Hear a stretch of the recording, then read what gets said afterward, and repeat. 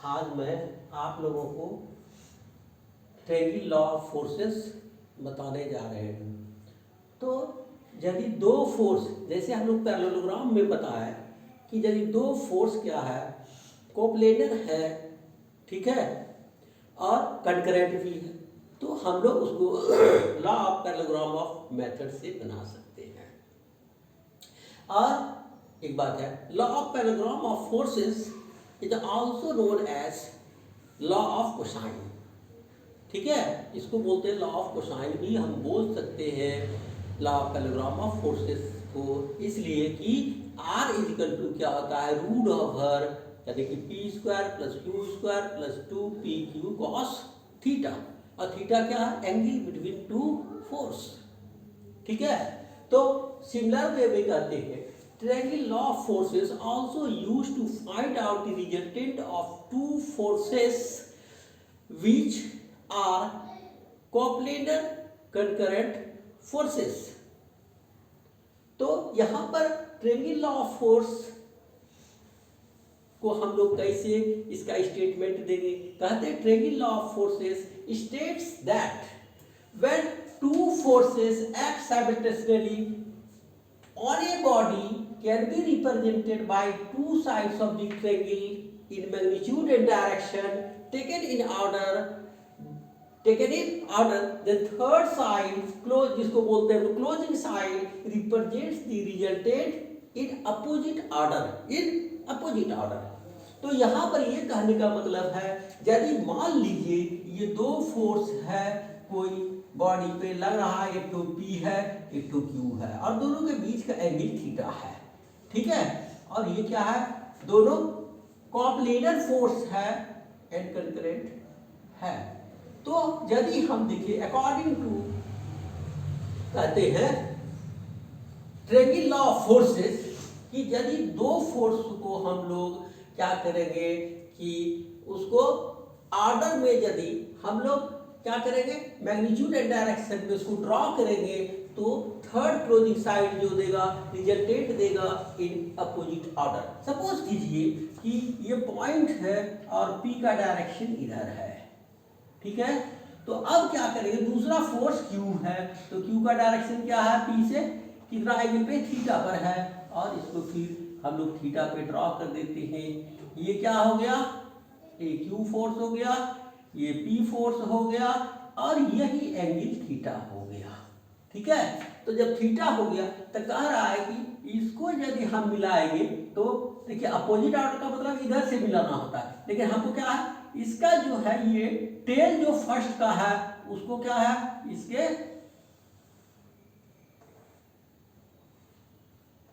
Tell जो first का है दूसरे के टॉप से या इसके ऊपर से मिलाते हैं हम लोग, ठीक है।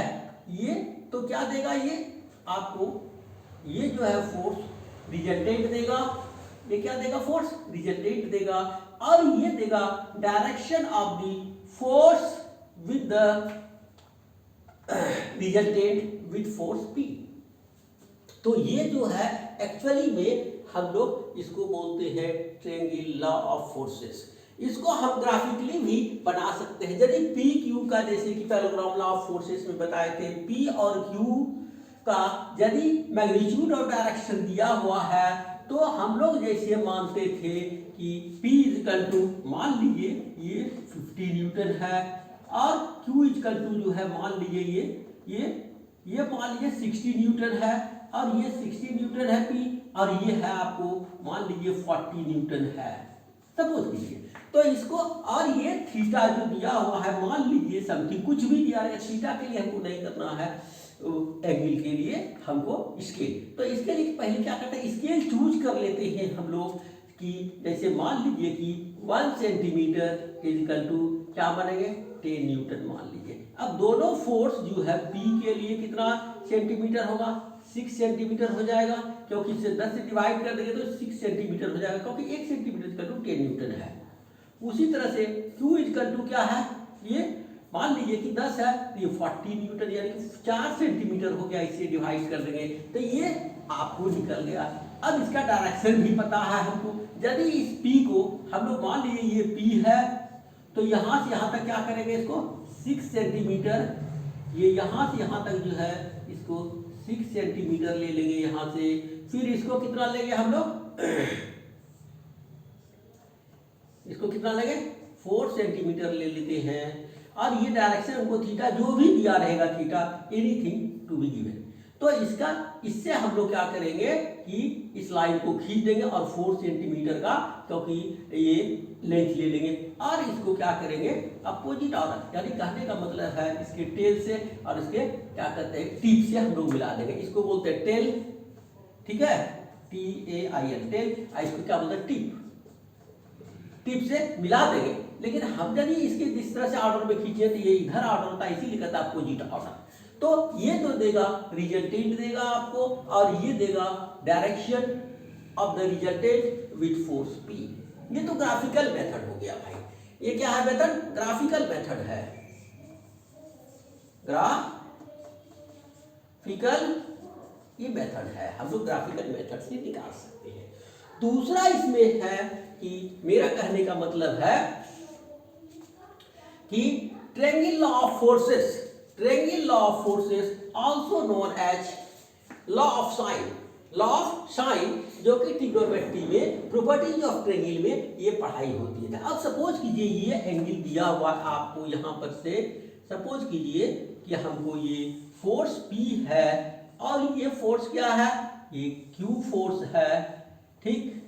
और ये देखिए ये एंगल हम क्या है थीटा दिया हुआ है P और Q के बीच का, और यहाँ पर से क्या है ये देखिए ये क्या हो गया रिजल्टेंट हो गया।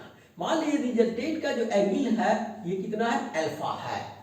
तो हम लोग क्या करते हैं, अब देखिए ये लिखते हैं O, ये लिखते हैं A, ये लिखते हैं B।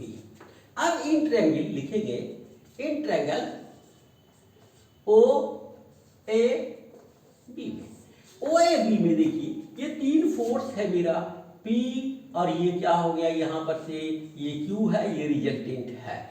अब देखिए यहाँ पर से कहते हैं कि हम लोग ये अल्फा है, अल्फा क्या है angle made by the resultant with P force, और थीटा क्या है angle between the force P and Q। तो ये यदि आप देखिए ये थीटा है यहाँ पर से, तो ये एंगल कितना हो जाएगा आपको पता है कि एक्सटीरियर एंगल ये है इस ट्रायंगल का क्या है theta is the exterior angle of triangle क्या है OAB। तो मान लीजिए ये एक्स एंगल है, तो इसको कैसे निकालेंगे, तो हम लोग जानते हैं एक्सटीरियर एंगल क्या होता है सम ऑफ अपोजिट इंटीरियर के बराबर होता है, इसीलिए लिखते हैं alpha plus X is equal to theta. तो एक्स इज इक्वल टू कितना आ जाएगा alpha minus theta, X is equal to कितना आ जाएगा एक्स इज इक्वल टू ये थीटा है यहाँ पर से, इसको लिखेंगे उल्टा लिखा गया, ये X is equal to theta minus alpha हो जाएगा, ठीक है। क्योंकि exterior angle is equal to the sum of opposite interior होता है, और x जो होगा ये एंगल जो होगा x को हम लोग लिख सकते हैं इसको कितना, ये लिखेंगे थीटा माइनस अल्फा।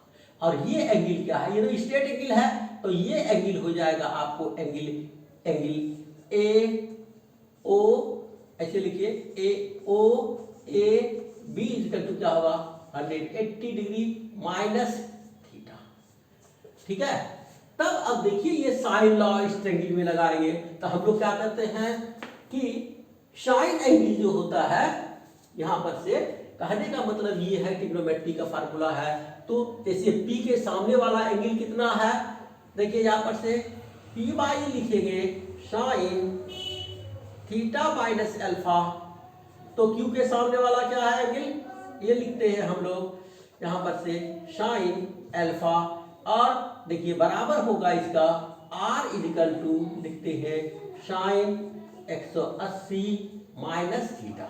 तो साइन 180 माइनस थीटा क्या हो जाएगा साइन थीटा हो जाता है, और इसको हम लिख सकते हैं यहाँ पर से sine theta minus alpha is equal to Q by sine alpha, और ये हो गया R बाई साइन थीटा। इस तरह से इसी को हम लोग बोलते हैं ट्रेंगल लॉ ऑफ फोर्सेस। इससे आपको जो है आप रिजल्टेंट इसका निकाल सकते हैं। यदि पी क्यू थीटा और ये सब मालूम रहेगा तो आप इसका वैल्यू निकाल सकते हैं। तो इसको बोलते हैं हम लोग जनरली क्या कहते हैं, triangle law of forces. Triangle law of forces कहते हैं ऑल्सो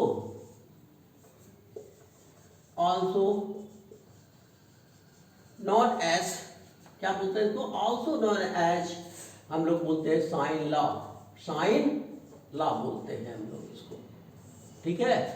ये साइन लॉ बोलते हैं हम लोग यहाँ से, ठीक है। इसको फिर हम जब इक्विलिब्रियम का सवाल आएगा चैप्टर, तब उसमें आपको एक और हम इंट्रोडक्शन करेंगे जिसको कि बोलते हैं लामी थ्योरम, ठीक है।